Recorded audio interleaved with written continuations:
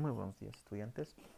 Eh, en esta oportunidad vamos a continuar el tema de la interacción y dinámica en la madre tierra. Como bien sabemos, y ya tenemos totalmente culminada la parte teórica, incluso con la parte práctica, con un poco la parte práctica avanzada de los puntos referentes, ¿no? El primer punto que vimos dentro del aula era el análisis de las causas generadoras del movimiento. El segundo punto eran las máquinas simples. Como denotación dijimos que son dispositivos utilizados para cambiar la magnitud o dirección en que se va a aplicar una determinada fuerza. Esta nos va a permitir una fuerza mayor que la que una persona podría aplicar solo con sus propios músculos, ¿verdad? Entonces va a ayudar al trabajo del ser humano. El tercer punto era palanca. El cuarto punto, poleas, clases de poleas. Eh, una polea fija, una polea móvil, el aparejo factorial, etc. El siguiente punto era, ya entrando en dinámica, una fuerza no equilibrada produce aceleración, la masa se resiste a la aceleración, las leyes de Newton. Aquí está la primera, la segunda, la tercera ley de Newton, donde hemos realizado un análisis minucioso, siendo más específico en la segunda ley de Newton. Si recuerdan que la segunda ley de Newton nos decía la sumatoria de todas las fuerzas es igual a la masa por la aceleración, donde las unidades de medida van a ser equivalentes a la masa se mide en kilogramos, la aceleración en metros sobre segundo al cuadrado y la fuerza se mide en newtons. Después vimos la parte del peso, la tracción terrestre, la masa, la unidad de medida de la inercia, la masa inercial, la masa gravitatoria y por último hemos hecho el análisis de la máquina de Arnold. Posteriormente se les ha dado una explicación específica de lo que es una fuerza de rozamiento, ¿verdad? Muy bien. Entonces, las fuerzas de rozamiento, o también conocidas como de fricción, se producen debido a las irregularidades o deformaciones de las superficies que están en contacto. Recuerdan que ejemplificamos eh, diferentes puntos de análisis donde colocábamos una caja debajo de una lija, debajo de una superficie inclinada, debajo de un empedrado, etcétera. Posteriormente hicimos un análisis de la fuerza de rozamiento cinético, donde esta va a ser independiente del área de contacto mientras que la calidad de las superficies sea la misma.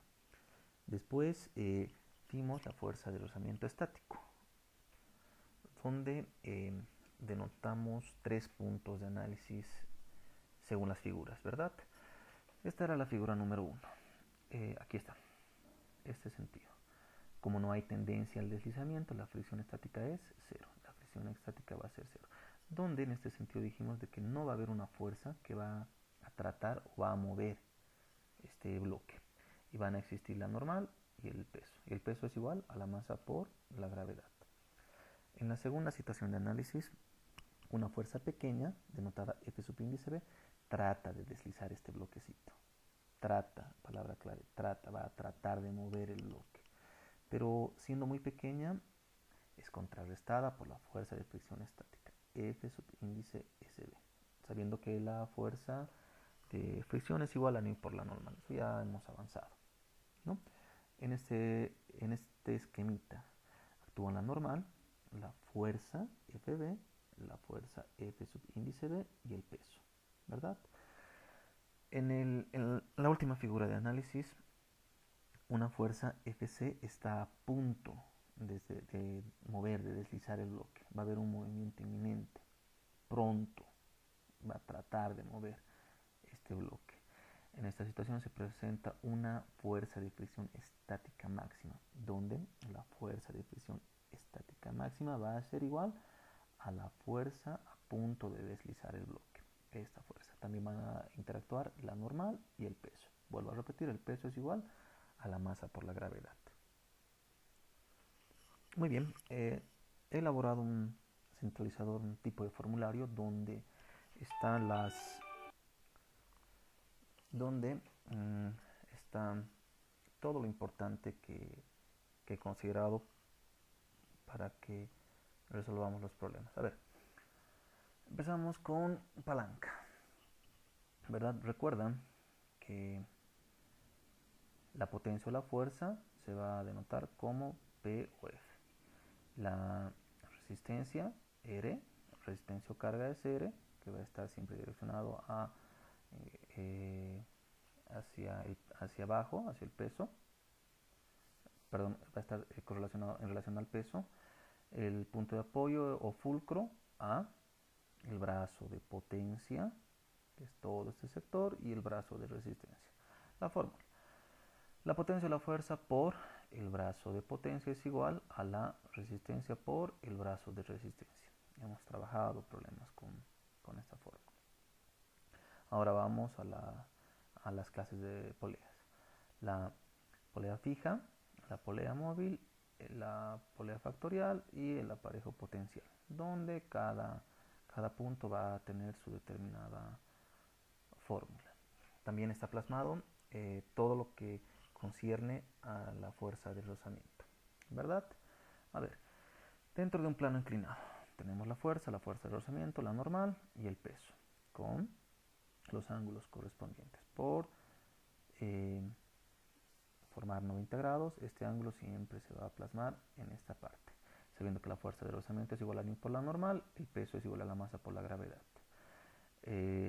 Las funciones trigonométricas para trabajar son las siguientes: el seno del ángulo es igual al cateto opuesto sobre la hipotenusa y el coseno del ángulo es igual al cateto adyacente sobre la hipotenusa. Vamos a hacer un despeje por conveniencia matemática para tener las fórmulas a trabajar. El cateto opuesto es igual a la hipotenusa por el seno del ángulo, el cateto adyacente es igual a la hipotenusa por el coseno del ángulo. Y para hallar el ángulo tenemos que el ángulo es igual a la tangente inversa del cateto opuesto sobre el cateto adyacente. También está plasmada la primera y la segunda ley de Newton y la máquina de auto, donde la masa 1 es mayor a la masa 2, sabiendo que la aceleración es igual a la sumatoria de todas las fuerzas entre la masa total, donde la sumatoria de las fuerzas a favor de la aceleración menos la sumatoria de todas las fuerzas en contra de la aceleración dividido entre la masa total es igual a la aceleración. Haciendo el factor matemático, vamos a decir que la aceleración es igual a la masa 1 menos la masa 2 por la gravedad dividido entre la sumatoria de la masa 1 y la masa 2. Muy bien, vamos a empezar a explicar los problemas y también se les va a designar problemas a resolver. A ver, el problema número 1. Antes de empezar la resolución de estos problemitas, recordarles que este documento va a estar pues en la página del colegio, donde van a poder descargar ustedes y tener en forma digital, si es que quieren, se imprimen y van a tener una forma tan tangible, ¿verdad? A ver, aquí ha habido un pequeño error. Ahí está. A ver. El problema número 1 nos dice: se requiere levantar una carga de 80 kilogramos con una polea fija. ¿Qué fuerza debe aplicarse? Es la incógnita, la pregunta. He designado 5 pasos importantes para trabajar todos los problemas a resolver, y esto les va a servir en lo posterior, sea el tema que sea. El paso número 1: lee el problema las veces necesarias hasta entender la lógica. Este es un paso muy importante. Hay que leer todo este problema hasta que entendamos la lógica del problema, ¿verdad? Es entender el problema en sí. Ahí está. El paso número 2: hay que realizar la gráfica. El tercer paso: identificar los datos correspondientes del problema en base al entendimiento del problema. El cuarto paso: según la base de datos identificada, realiza un cotejo o comparación con la fórmula correspondiente a trabajar.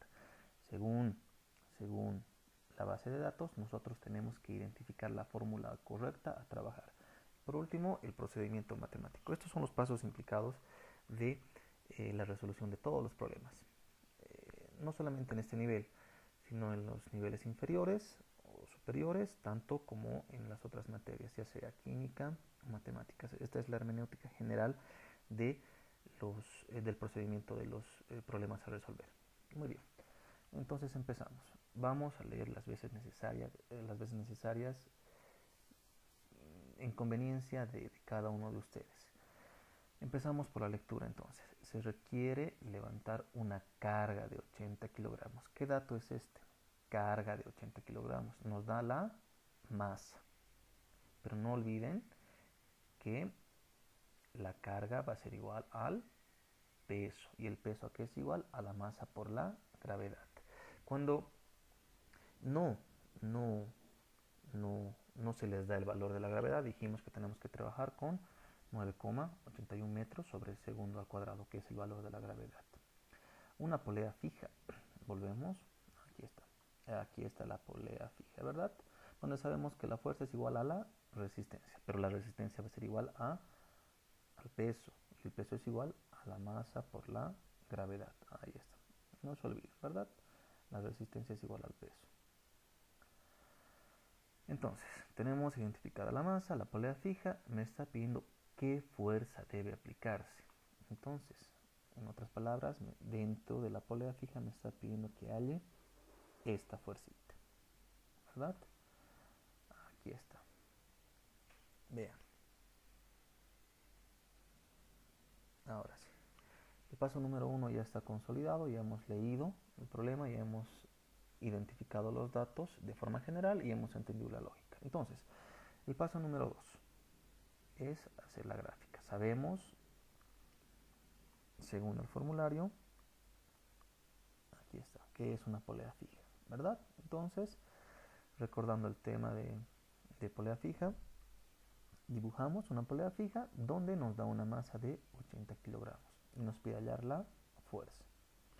Para esto, como paso número 3, hay que identificar todos los datos.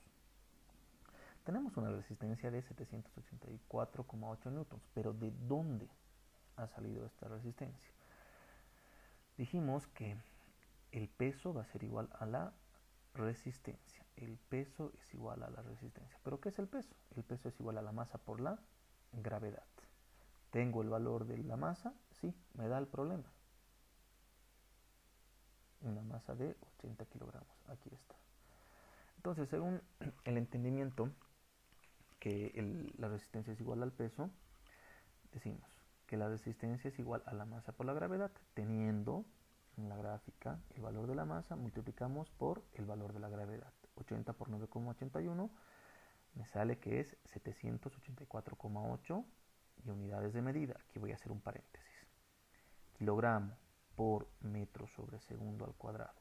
Kilogramo por metro segundo al cuadrado es equivalente al newton. No olviden esto.